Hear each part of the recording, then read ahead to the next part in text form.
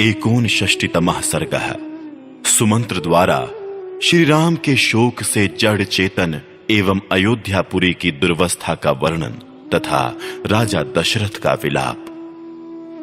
सुमंत्र ने कहा, जब श्री रामचंद्र जी वन की ओर प्रस्थित हुए तब मैंने उन दोनों राजकुमारों को हाथ जोड़कर प्रणाम किया और उनके वियोग के दुख को हृदय में धारण करके रथ पर आरूढ़ हो उधर से लौटा।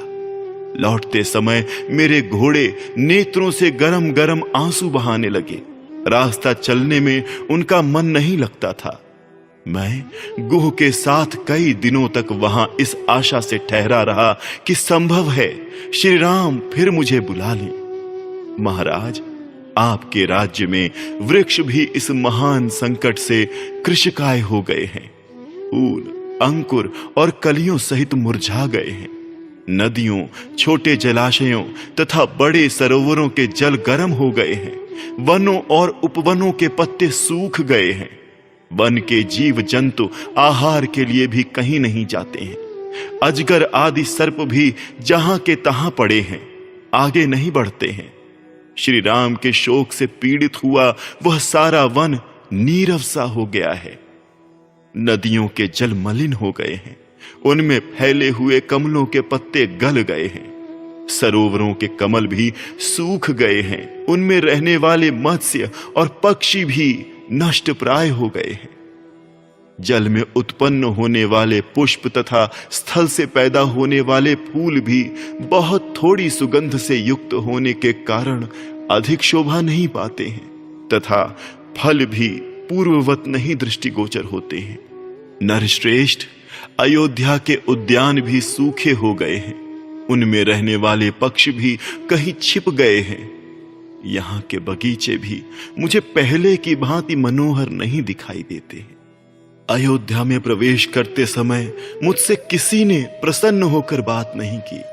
श्री राम को न देखकर लोग बारंबार लंबी सांसें खींचने लगे।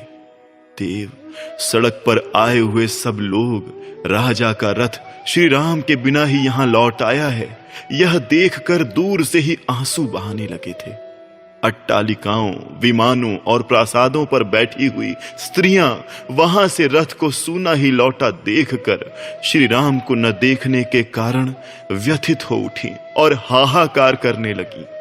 उनके कज्जल आदि से रहित बड़े बड़े नेत्र आंसुओं के वेग में डूबे हुए थे।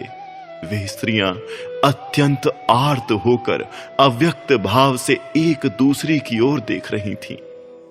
शत्रुओं, मित्रों तथा उदासीन मनुष्यों को भी मैंने समान रूप से दुखी देखा है। किसी के शोक में मुझे कुछ अंतर नहीं दिखाई दिया है। महाराज, अयोध्या के मनुष्यों का हर्ष छिन गया है। वहां के घोड़े और हाथी भी बहुत दुखी हैं। सारी पुरी आर्तनाद से मलिन दिखाई देती है। लोगों की लंबी लंबी सांसें ही इस नगरी का उच्छ्वास बन गई हैं। यह अयोध्यापुरी श्री राम के वनवास से व्याकुल हुई पुत्र वियोगिनी कौसल्या की भांति मुझे आनंद शून्य प्रतीत होती है। सुमंत्र के वचन सुनकर राजा ने उनसे अश्रुगद्ध होकर परम दीन वाणी में कहा, सूत, जो पापी कुल और पाप पूर्ण देश में उत्पन्न हुई है तथा जिसके विचार भी पाप से भरे हैं, उस कैकेयी के कहने में आकर मैंने सलाह देने में कुशल वृद्ध पुरुषों के साथ बैठकर इस विषय में कोई परामर्श भी नहीं किया। सुहृदों, मंत्रियों और वेद वेताओं से सलाह लिए बिना ही मैंने मोहवश केवल एक स्त्री की इच्छा पूर्ण करने के लिए सहसा यह अनर्थमय कार्य कर डाला है। सुमंत्र, होनहारवश यह भारी विपत्ति निश्चय ही इस कुल का विनाश करने के लिए अकस्मात आ पहुंची है। सारथे, यदि मैंने तुम्हारा कभी कुछ थोड़ा सा भी उपकार किया हो तो तुम मुझे शीघ्र ही श्री राम के पास पहुंचा दो। मेरे प्राण मुझे श्री राम के दर्शन के लिए शीघ्रता करने की प्रेरणा दे रहे हैं।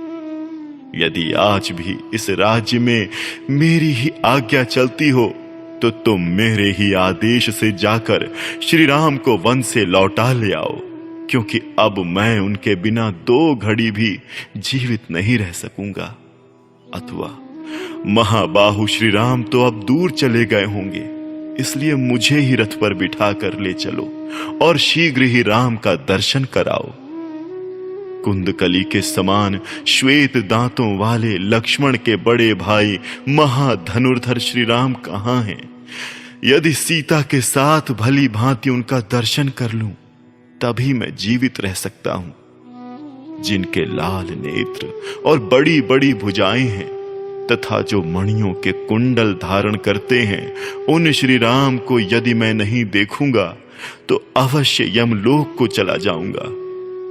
इससे बढ़कर दुख की बात और क्या होगी कि मैं इस मरणासन्न अवस्था में पहुंचकर भी इक्ष्वाकु कुल नंदन राघवेंद्र श्री राम को यहां नहीं देख रहा हूं। हा राम, हा लक्ष्मण, हा विदेह राजकुमारी तपस्विनी सीते, तुम्हें पता नहीं होगा कि मैं किस प्रकार दुख से अनाथ की भांति मर रहा हूं।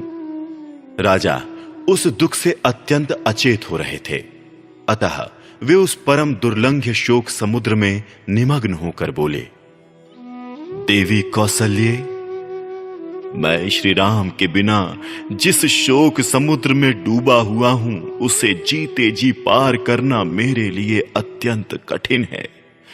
श्री राम का शोक ही उस समुद्र का महान वेग है। सीता का बिछोह ही उसका दूसरा छोर है। लंबी लंबी सांसें उसकी लहरें और बड़ी बड़ी भंवरें हैं। आंसुओं का वेग पूर्वक उमड़ा हुआ प्रवाह ही उसका मलिन जल है। मेरा हाथ पटकना ही उसमें उछलती हुई मछलियों का विलास है। करुण क्रंदन ही उसकी महान गर्जना है। ये बिखरे हुए केश ही उसमें उपलब्ध होने वाले सेवार हैं। कैकेयी बड़वा नल है। वह शोक समुद्र मेरी वेग पूर्वक होने वाली अश्रु वर्षा की उत्पत्ति का मूल कारण है। मंथरा के कुटिलता पूर्ण वचन ही उस समुद्र के बड़े बड़े ग्राह हैं।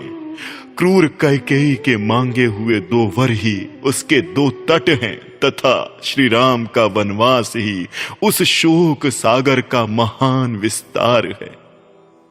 मैं लक्ष्मण सहित श्री राम को देखना चाहता हूं, परंतु इस समय उन्हें यहां नहीं देख पाता हूं।